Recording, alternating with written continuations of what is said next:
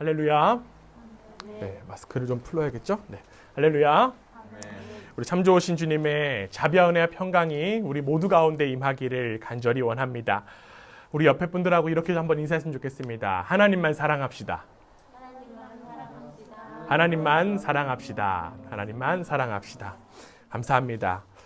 우리는 지난 주일부터 십계명에 관하여 함께 말씀을 나누고 있습니다. 하나님은 우리가 하나님 안에서 행복하기 위하여 십계명 언약을 주셨습니다.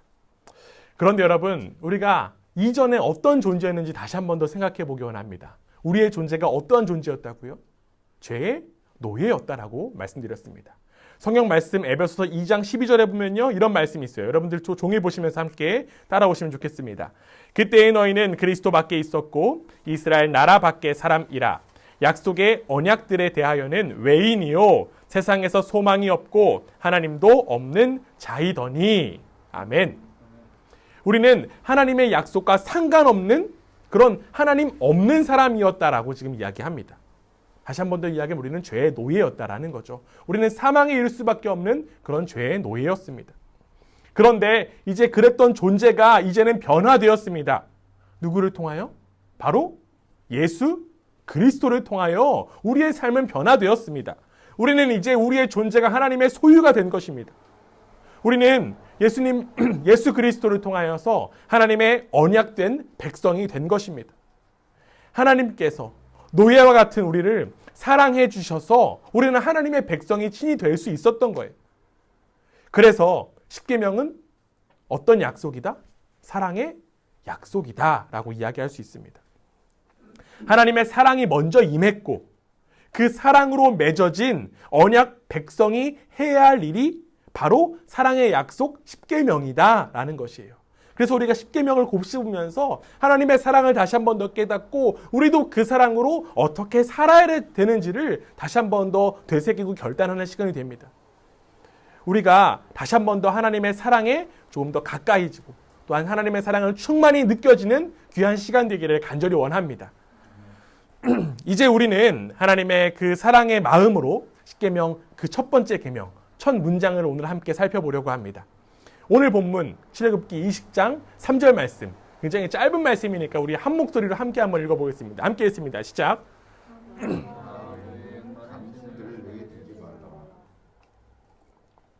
네, 우리가 함께 읽은 이 말씀 십계명 1계명은요 십계명의 기본 정신이라고 해도 과언이 아닙니다. 그래서 긴 문장이 아니니까 여러분들 잠깐 시간을 드릴게요. 우리 잠깐 암송하는 시간 좀 가졌으면 좋겠습니다. 우리가 십계명 1계명부터 십계명까지 할 때 암송할 텐데 여러분들이 이 시간을 통해서 잠깐 한 30초만 드리면 되겠죠? 네, 잠깐 빨리 암송했으면 좋겠습니다.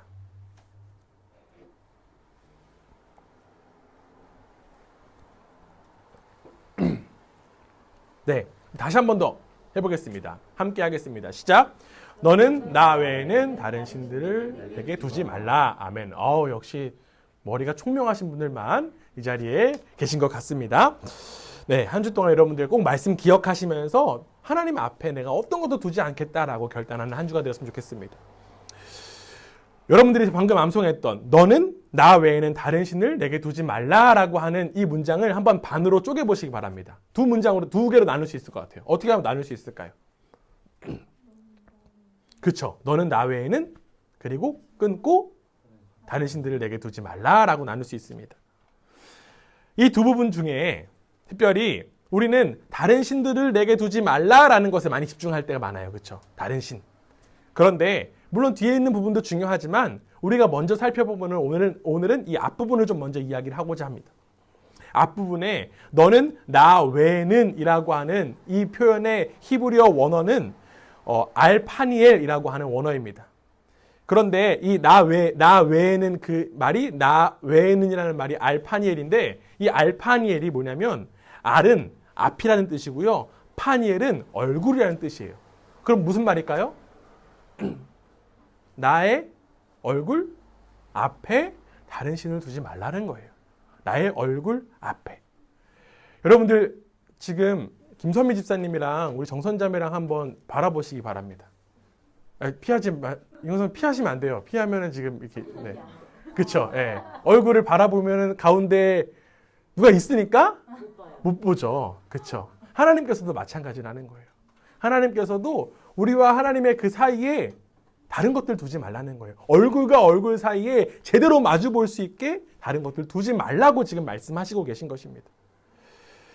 우리를 너무나도 사랑하시는 하나님께서 하나님의 백성을 친히 바라보시는데 그 어느 것도 막을 수 없습니다.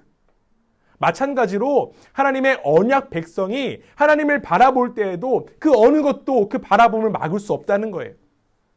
너와 나 사이에 어떤 장애물도 있어서는 안 된다라고 하나님께서 말씀하신 것입니다.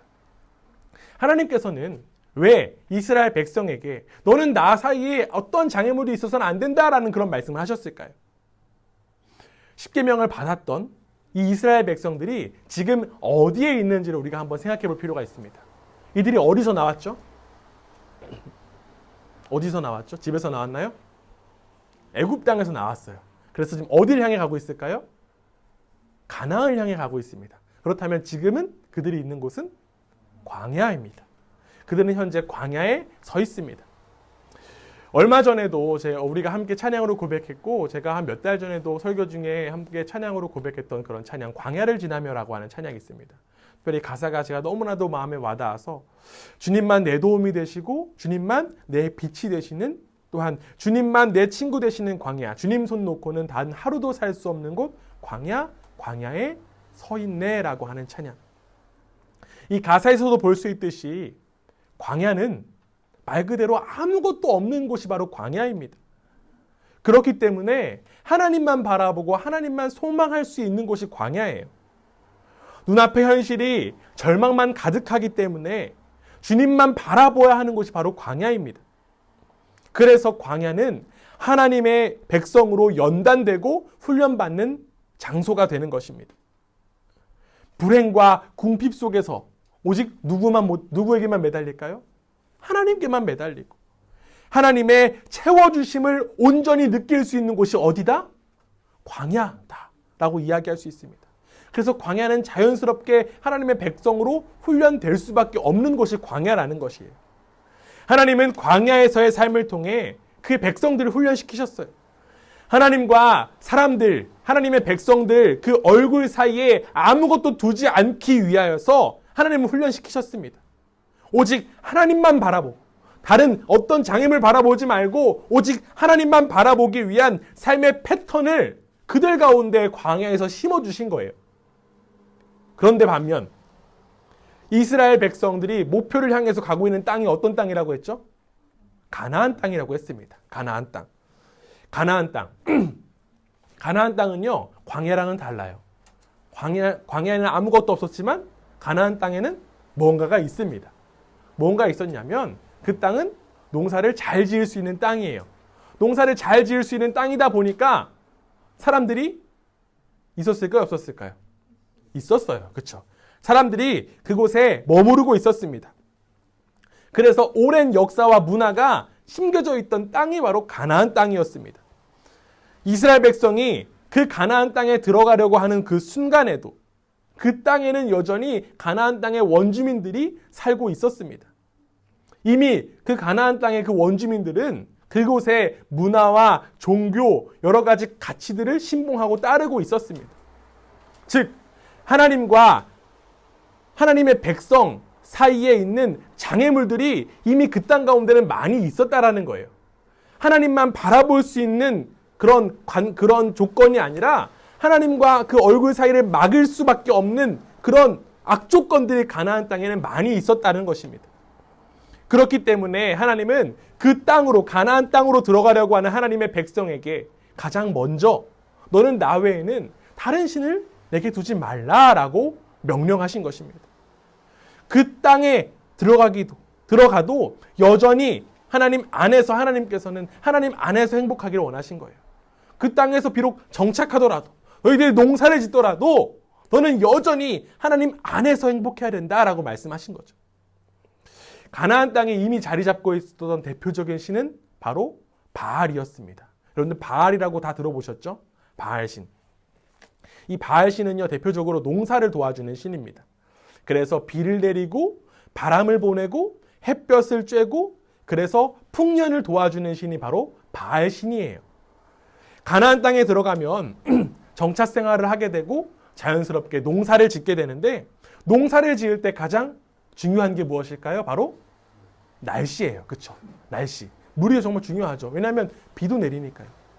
햇볕이 잘 비치고 제때에 비가 와서 이제 수확을 거두는 일이 중요하기 때문에 날씨가 굉장히 중요합니다. 그래서 이 당시 고대의 사람들은요, 자연의 힘을 절대화해서 신으로 섬겼습니다. 그래서 여러분들이 그리스 로마 신화를 보셨던 기억 나시죠? 제우스, 무슨 신일까요? 그렇죠. 하늘과 번개의 신 제우스가 있고요. 또한 포세이돈, 뭐죠? 그렇죠. 물, 바다의 신. 네. 그래서 이 자연의 힘을 절대화해서 고대 사람들은 믿었다라는 거예요. 하나님의 도우심을 바라보기보다는 날씨에 더욱 의존하며 살았던 사람들이 바로 가나안 땅의 백성들이었고, 가나안 땅은 그 바알을 섬기는 땅이 바로 가나안 땅이었다라는 거죠. 그런데 가나안 땅에는 단순히 이 바알만 섬기는 것만은 아니었습니다. 농사를 지을 때 날씨도 중요해요. 그런데 또 중요한 게 있어요. 뭐가 중요할까요? 농사 그냥 지어질까요? 날씨만 좋으면? 누가 짓죠? 사람이 지어요. 그러면 진짜 중요한 건 사람의 힘, 노동력이 중요합니다. 그래서 하박국 1장 11절에 보면요, 이런 말씀이 있어요. 그들은 자기들의 힘을 자기들의 신으로 삼는 자들이라. 이에 바람같이 급히 몰아 지나치게 행하여 범죄하리라. 힘에 의해서 사람의 목숨이 왔다 갔다 하고, 또한 힘으로 인하여서 먹고 사는 것도 좌지우지 되는 땅이 바로 가나안 땅이었다라는 거예요. 그래서 사람들은 이 사람의 힘도 우상으로, 신으로 삼기 시작했습니다. 물질과 풍요를 보장받기 위해 사람들은 자신들의 삶에 직접적인 영향을 끼치는 것들을 의존하고 섬기고 믿을 수밖에 없게 된 거예요. 그것을 누구보다 하나님께서는 잘 아셨어요. 그래서 하나님의 백성이, 이스라엘 백성이 가나안 땅에 들어가면 이들도 역시나 바알을 섬기겠구나, 사람의 힘에 의존하겠구나, 이것들을 너무나도 잘 아셨기 때문에 하나님은 들어가기도 전에 이렇게 말씀하신 거죠. 너는 나 사이에 다른 것들이 개입돼서는 안 된다. 즉 하나님 말고는 다른 것들을 사랑하거나 다른 것들을 의존해서는 안 된다라고 말씀하신 것입니다. 그런데 여러분, 우리는 이 이야기를 단순히 고대 세계의 이야기, 이스라엘 백성들만의 이야기로 한정시켜서는 결코 안 됩니다. 이스라엘 백성이 앞으로 살아갈 삶이 농경사회였기 때문에 바알이, 또한 사람의 힘이 중요했지만 결국 날씨와 사람의 힘을 파고 들어가서 근원을 들어가다 보면 결국 만몬이라고 하는 것을 숭배함을 우리는 확인할 수 있어요. 왜냐하면 농사를 잘 짓게 되면 내가 풍요하고 또한 내가 잘 살 수 있다는 그런 마음이 그 속에 있다라는 거죠. 다른 표현으로 쉽게 하면 결국 돈이라고 하는 것입니다. 재미있게도 가나안 땅에 들어가서 그들이 섬기고 있고, 또한 이스라엘 백성들이 또한 앞으로 우상 숭배하게 될 그 바알이라고 하는 이름의 뜻이 주인이라고 하는 뜻이에요. 주인. 즉 이스라엘 백성은 하나님이 주인된 백성이어야 되는데 들어가서 안타깝게도 돈이 주인된 삶을 살아갑니다. 그런데 하나님은 이미 들어가기 전이기 때문에 그것을 염려하시고, 그 염려는 지금 우리에게도 계속된다는 거예요. 우리도 여전히 돈을 섬기고 있는지, 돈이 우상인지 아닌지 하나님께서는 염려하고 계시나라는 거죠. 하비콕스라고 하는 학자는요, 이렇게 이야기를 해요. 여러분들에게 쓰여진 종이에도 나와 있으니까요. 네, 함께 한번 읽어보겠습니다. 제가 읽어볼게요. 20세기는 이데올로기 시대이다. 공산주의와 민주주의가 뚜렷하게 나뉜 구조 속에 세계가 재편되고 전쟁을 하던 시대 속에 살았다. 그러다가 소련이 무너지면서 동유럽이 무너지고 이데올로기 전쟁이 끝이 났다. 그렇다면 21세기는 어떤 시대가 될 것인가? 21세기는 경제가 주인인 시대가 될 것이다 라고 이야기합니다. 우리가 살아가고 있는 모습을 보면 고대에도, 그리고 지금 2020년에도 돈에 의해서 모든 것들이 움직이고 있는 것들을 볼 수 있습니다. 경제가 세계 질서를 움직이고 있는 것을 우리는 볼 수 있습니다. 코로나로 인하여서 우리가 정신없이 흘러가고 있지만 지금도 여전히 전쟁들이 벌어지고 있죠. 어제 휴전협정이 났지만 아르메니아와 그다음에 아제르바이잔이 전쟁을 했습니다. 그래서 수많은 희생자들이 발생했었습니다. 물론 어제자로 휴전이 되었어요. 그럼에도 불구하고 여전히 소규모 전쟁들은 아직까지도 일어나고 있습니다. 그런데 그 전쟁의 원인을 살펴보면요. 전쟁의 원인이 뭐 종교다, 민족이다 라고 이야기하지만 그 안으로 들어가다 보면 결국에 땅에 대한 문제인데 그 땅에 뭐가 나올까요? 석유가 나와요. 석유 때문에 일어난 일입니다.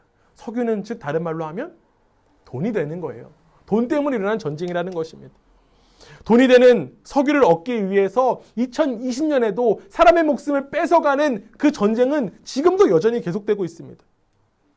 그리고 그 전쟁은 우리의 삶에도 계속됩니다. 우리는 모든 것들을 경제적인 것으로 연결시키곤 합니다. 이익에 따라 좌지우지되는 그런 세상에 살고 있습니다. 현대사회에서 돈이 되지 않는 일은 나서지 않는 게 일반적입니다. 돈이 있고 돈이 되는 곳에 사람들이 몰리기 마련입니다. 그리고 우리의 이목도 자연스럽게 그 돈이 되는 곳을 바라보고 있습니다. 결국 우리도 만몬을 쟁탈하기 위해 혈안이 되어버렸습니다. 예수님은요, 이 땅 가운데 오셔서 우리에게 이렇게 말씀하셨습니다. 마태복음 6장 24절 말씀인데요. 우리 함께 한번 읽어보겠습니다. 함께 읽습니다. 시작. 한 사람이 두 주인을 섬기지 못할 것이니 혹 이를 미워하고 저를 사랑하거나 혹 이를 중히 여기고 저를 경히 여김이라. 너희가 하나님과 재물을 겸하여 섬기지 못하니라. 아멘. 예수님은요, 하나님과 만몬을 겸하여 섬길 수 있다 없다? 없다라고 말씀하셨습니다. 발터 베냐민이라고 하는 학자는요, 돈은 사람에게 유사 전능성을 부여한다라고 이야기합니다. 유사 전능성. 돈이 많으면 자기가 마치 전능자가 된 것 같은 그런 생각을 품는다라는 거예요. 그런 의미에서 예수님께서 두 주인을 섬기지 못한다라고 말씀하신 것입니다. 여러분들 지갑에 돈이 두둑하면 어딜 가나 당당해집니다. 돈이 있으면 친구도 많아지고 뭐 얼굴도 다 뜯어 고칠 수도 있고요. 그래서 팔자도 뜯어 고칠 수 있습니다. 높은 자리에 올라가는 거 돈이 있으면 어려운 일 아닙니다. 직접 경험해 보지는 못했지만 유사한 경험들 저뿐만 아니라 여러분들도 하신 적이 있었을 것입니다. 지갑에 조금이라도 돈이 있으면 참 뭐가 그렇게 든든한지 모르겠습니다. 돈만 조금 더 있으면 저뿐만 아니라 제 아내와 제 아이들도 원하는 대로 뭔가 해줄 수 있어서 뭔가 좋을 것 같습니다. 뭐 체류하는데 비자도 마찬가지겠죠. 돈이 여유가 있으면 돈 때문에 전전긍긍하지 않고 비자가 쉽게 나올 수 있을 거고요. 특별히 외국 생활하면서 힘든 게 돈입니다. 그런데 여러분, 광야와 같이 이 척박한 시간들이 정말 하나님으로 말미암아 공급받고 하나님으로 말미암아 만족하는 그런 연단의 과정임을 여러분들 꼭 기억하시길 부탁드립니다. 우리가 돈이 모자라서 돈에 매달리는 것이 아니라 이 광야와 같은 시간이 정말 돈으로서 자유하고 해방을 얻는 그런 광야와 같은 연단의 과정임을 여러분들 꼭 기억하시기를 부탁드립니다. 오직 하나님만을 쫓는 그 훈련의 시기가 지금의 시기, 또한 청년의 시기가 되기를 간절히 원합니다. 사도행전에는요, 시몬이라고 하는 마술사가 나옵니다. 여러분들 마술사 하면 어떤 생각이 나세요? 무대 위에서 이렇게 사람을 사라지게 하거나 비둘기가 나오거나 이런 마술을 생각하시잖아요. 성경에 나와 있는 이 마술사는 우리가 쉽게 생각하는 무당과 같은 그런 존재입니다. 그런 그 무당과 같은 그 시몬이요, 사도들의 모습을 보았습니다. 사도들의 어떤 모습을 보았냐면 사도들이 손을 얹어서 성령을 받게 되고 또한 성령의 역사를 일으키는 모습을 그 마술사 시몬이 보게 된 거예요.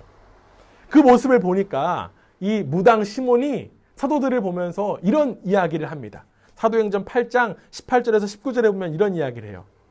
시몬이 사도들의 안수로 성령 받는 것을 보고 돈을 들여 이르되 이 권능을 내게도 주어 누구든지 내가 안수하는 사람은 성령을 받게 하여 주소서 하니.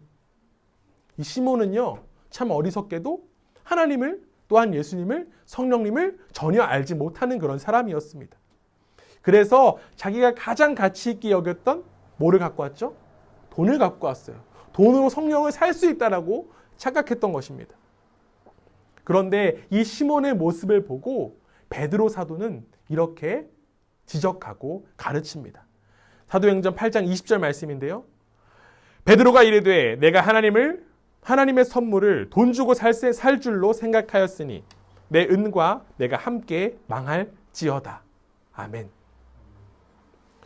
베드로 사도의 질책을 지금 받는 그 시몬.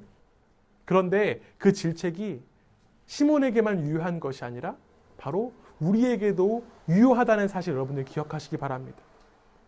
베드로 사도가 시몬에게 돈으로 할 수 없는 일이 있다는 사실을 가르친 그 질책. 그 질책이 돈으로 무엇이든 할 수 있다고 여기는 우리를 향한 따끔한 권면이 되기를 원합니다. 돈으로 무엇이든 할 수 있다라고 여기는 그 생각이 잘못됐다라고 여기는 그런 따끔한 가르침이 되기를 원합니다. 하나님께서 만드신 이 세상은 결코 돈으로만 살 수 있는 세상 아닙니다. 하나님의 백성들은요, 세상에 돈으로 살 수 없다는 것이 있다는 것을 일깨우는 사람들이 자꾸만 되어야 돼요. 우리도 베드로처럼 세상에 일침을 가할 수 있어야 돼요. 여러분, 돈이 전부가 아니에요. 여러분, 돈으로 살 수 없는 것들이 분명히 있습니다. 라는 것들을 우리가 일깨워주고 그것들을 증명할 수 있는 한 사람 한 사람이 되어야만 합니다. 거침없이 흘러가는 욕망의 세상 속에서 우리도 같이 허우적거리는 것이 아니라 우리의 주체를 바로 세워서 돈이 전부가 아닌 세상에 그 삶을 직접 보여주는 삶이 되기를 주님의 이름으로 부탁드립니다. 하나님은 지금도 우리에게 말씀하십니다. 나 외에는 다른 만몬을 섬기지 말라. 오직 나 하나님만 사랑하라고 말씀하십니다. 하나님의 사랑을 입은 우리와 하나님 사이의 얼굴을 막는 장애물. 방금 전에 많이 이야기했지만 만몬 있지만 그 만몬뿐만 아니라 장애물도 여러 가지 있을 것입니다. 지식도 있을 것이고요. 처세술도 있을 것이고요. 호의도 있을 것이고요. 우정도 있을 것이고 명예, 사랑, 이성 여러 가지들이 있을 것입니다. 중요한 것은 궁극적으로 우리가 누구를 신뢰하고 누구를 믿느냐라는 것입니다. 종교개혁자 마틴 루터 이렇게 이야기합니다. 하나님께 절대적인 신뢰를 둔다면 참된 신앙이고 그 외에 다른 것에 둔다면 잘못된 신앙이다. 다시 말해서 하나님 대신 혹은 하나님과 나란히 우리 자신을 맡길 그 무엇을 만들어내면 그것이 바로 우상이고 그것에 마음을 바치면 우상 숭배가 된다라고 지금 마틴 루터는 이야기하고 있는 거예요. 여러분, 여러분의 우상은 무엇입니까? 이제는 그 우상들을 걷어치우고 하나님의 울타리 속에 들어와서 하나님으로 말미암아 행복과 평안을 누려야만 합니다. 기독교 변증가 C.S. 루이스 이렇게 이야기합니다. 현대 성도들이 갖고 있는 문제는 너무 많은 것을 사랑하기 때문이 아니다. 하나님의 사랑을 충분히 알지 못하고 사랑받지 못했기 때문이다. 우리가 정말 하나님의 사랑을 온전히 안다라고 하면 하나님이 어떤 분이신가를 정확하게 인식한다라고 하면 결코 다른 곳에 눈을 돌릴 틈이 없습니다. 여러분, 만약에 내가 이 사람을 정말 사랑하겠다라고 결단하면 이 사람만 사랑해야지 다른 사람도 사랑할 수 있을까요? 집사님, 없죠. 네, 우리 결혼하셨으니까. 네, 그렇죠. 내가 이 사람 사랑하기로 맘먹었으면 이 사람도 좋은데 저 사람도 좋아라고 해서 한눈 팔 수 없습니다. 말이 안 되는 이야기예요. 반드시 다른 대상에게는 눈길을 돌리지 않는 것이 사랑입니다. 마찬가지예요. 하나님의 사랑도 독점적이에요.